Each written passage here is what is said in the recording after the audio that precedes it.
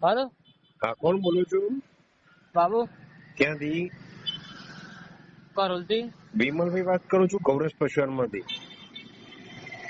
હા બોલો. એક ડ્રમ તમને પહોંચાડ્યું હતું પેલું કેલ્શિયમ નું. હા પહોંચાડી તું. કેટલા પશુને ખવડાવ્યું?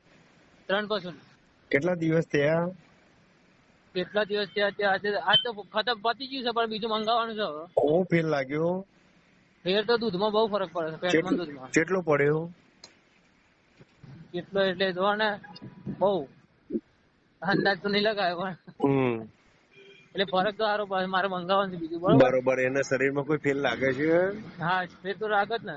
ઓકે બાબુભાઈ, ફેર કરવામાં બધું રેડી જ છે હો. બરોબર. હા.